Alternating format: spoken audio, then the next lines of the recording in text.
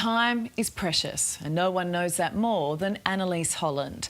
The 26-year-old has a big heart and a wicked sense of humour. But Annie has made an impossible decision. She's choosing to die. She knows exactly how much time she has left, and she's making the most of it. I love that everyone thinks that you are this sweet, adorable angel, but you reckon you're actually a... sassy bitch.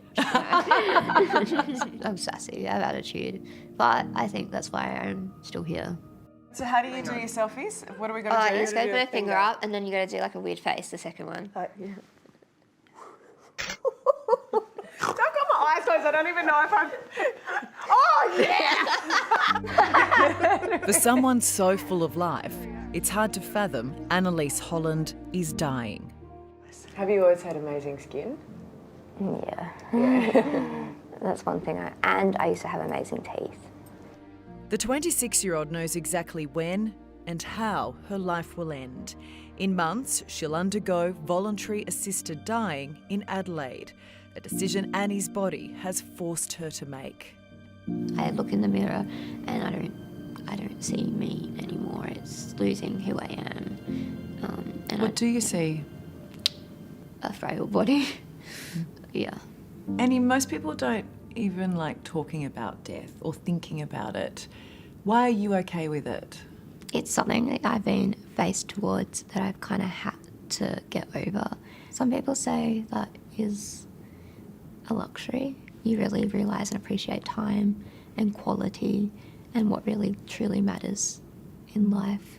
So even though it's a crappy situation, I think there are some beautiful things that can come out of it. Do you want to die? No. Like, I don't want to die. I still wish for a future that I'm never going to have. So if you do want to live, why have you made this decision? Suffering, yeah. This isn't me just choosing to end it. I'm going to die anyway. Yeah. It's just me choosing when and how. For most of Annie's life, hospital has been a second home. Sick since the age of 12, it took 6 years to put a name to the pain she felt each and every day. For a long time, doctors had no idea what was wrong with you. You weren't diagnosed till you were 18, and that was with autoimmune, autonomic ganglionopathy. That's a practice. You're the first person that got that. The rare condition causes the immune system to attack the autonomic nervous system. Annie's organs are shutting down. Her teeth are falling out, and she's in constant, debilitating pain. It's actually not a terminal disease at all. Yeah. It is treatable if caught early. But yours was caught too late. That's exactly it. Because we didn't catch it until, multiple organs were failing. There's not really much we can do anymore. At just 22, Annie was officially terminal. In hospital for hip surgery, a doctor revealed what would happen if she needed to be resuscitated. He said, you do realise that your bones are so weak that if we were to do a chest compression, we would shatter your sternum and it would rupture your heart. And that was probably my pivotal moment. I had become a shell of myself. I was on so much steroids. I was puffy. I didn't look like me. My teeth were falling out. And that's when I turned to my doctors and I said, I think it's time to start palliative care. I don't want to be like this anymore. And that's not what you should be doing when you're 22. No. You should be graduating uni, travelling the world with your friends, falling in love, dating and... Yeah, and then my biggest thing is obviously I've always wanted to be a mum and have a family, and that breaks my heart more than anything else.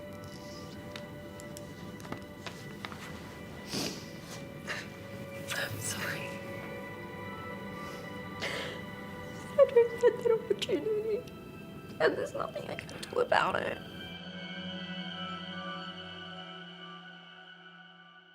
Okay, so Annie, you do this every day. What is this that you're putting in now?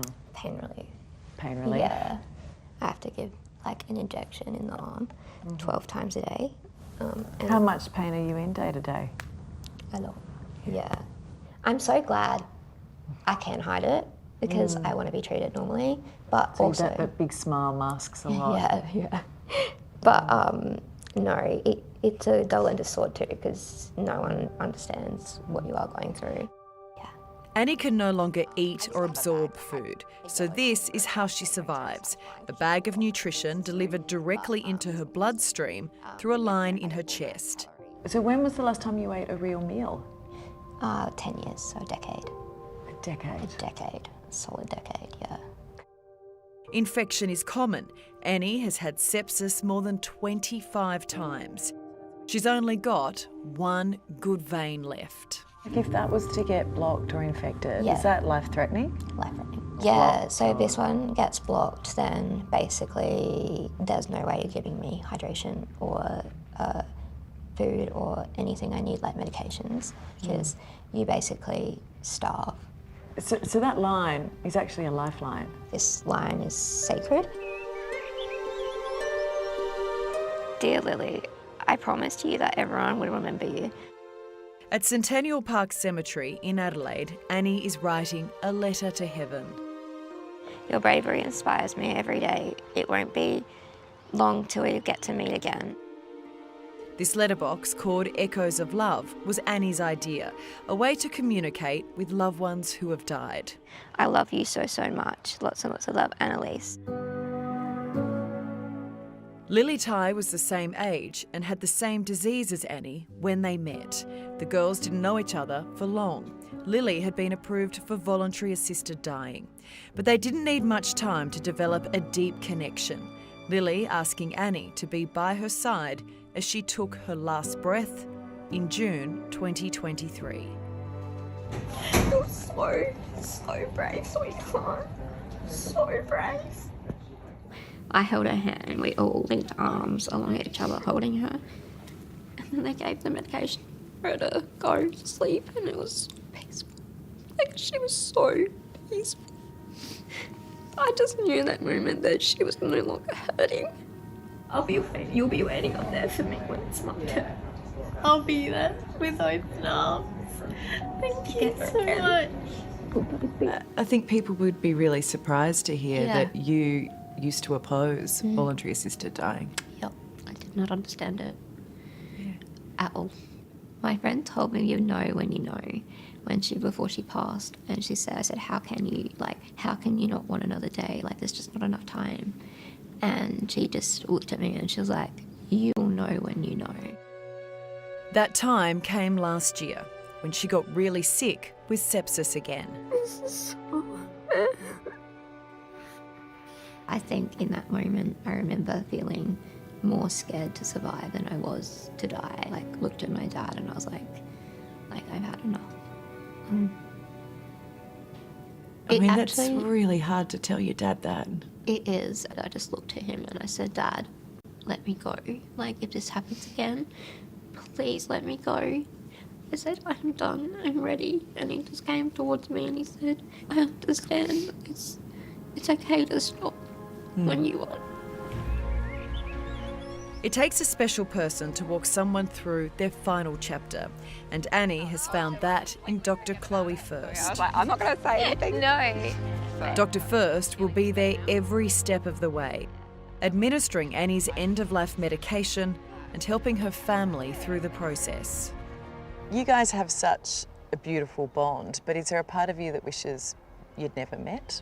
So I think you probably wish that you didn't need Yeah, me. I do. I like that part of it, but then I try and shift the mindset of the positive out of it, I guess. Yeah, I feel sorry? honoured that she'll be there with me. Thank you. Yeah. As a palliative care specialist, you have seen suffering. Why is voluntary assisted dying still so stigmatised? Well, we don't like talking about death. I think the thought that someone might want to actually bring this on slightly earlier, I think is where the stigma comes from. We shouldn't consider assisted dying any differently to sort of other medical interventions, and why prolong suffering and have reduced dignity when we have an option that gives people back choice. Does it make it harder because of Annie's age? for you personally? Yes, when someone is younger, like Annie, I think there is this perception that they obviously haven't lived the full life and they haven't had the experiences that maybe sort of older adults have had. But at the end of the day, I know that this is truly what Annie wants.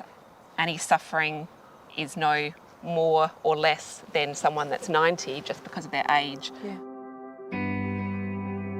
Annie's birthday in January was her last. She'll forever be 26. She knows the date she will die, but she's keeping that between her and those who mean the most. You say you're not scared of death, but is there anything in those sort of final moments that you're afraid of? I say I'm not scared of death, but deep down, Yeah. it is petrifying. Not being here scares me. Just the fact that how do we close our eyes and that's it, they're gone. And the world continues to turn. Everyone keeps going. And I think that bit scares me. While she is here, Annie's spending quality time with family and best mate Carrie. You look beautiful. There's your cup of tea, love. Thank you. And she's got a long to-do list of life experiences most of us take for granted. We've all heard of bucket lists, but you've put your own twist on the concept, and I'll let you say what it's called. It's my bucket list. And I mean, you've been busy ticking things off, renting your own apartment. Yeah. Your dad seeing you in a wedding dress. Yeah. And you just watched a baby be born. I did. Why did you want to do that? Not being able to have children and never being able to feel that motherly soul, I felt that maybe if I witnessed it and it would kind of help that little hole in my heart. How was it? How was that experience? Wow. I would never look at a vagina the same again. I was expecting you to go, it was the most beautiful thing and I've got this baby. No, the body is incredible. It Yeah. was the most amazing moment of my life. So beautiful. And now I'm an auntie. So I'm Auntie Annie to little Indiana. I did see one thing on that list that I thought we could help you tick off. Yeah. Annie, do you want to go for a helicopter ride tomorrow? No. Really? I love that. Want to do that? Yes. What?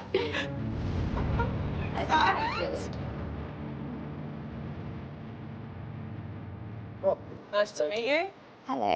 So first time in a helicopter? Mhm. Cool. This is going to be an exciting trip for me as well. I'm very excited. Any questions for Rob? Oh, don't crash it. Yeah, no, I'll try not to. Yeah. Right.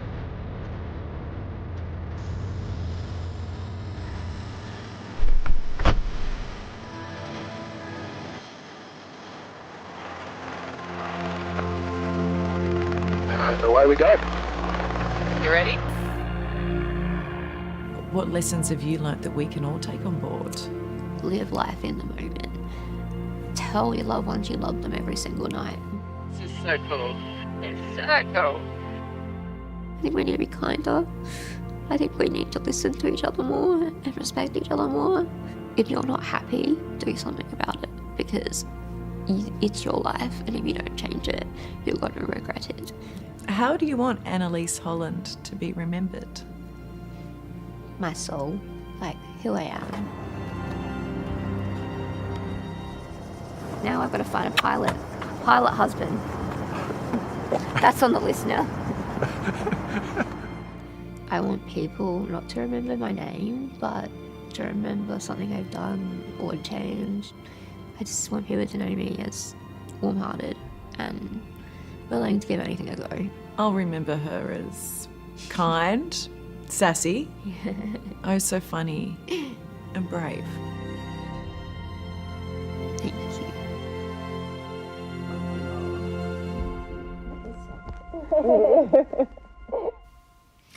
And to still find laughter and joy when she's suffering so much, it goes to the incredible person you are, Annie, and we are better for knowing you, darling girl.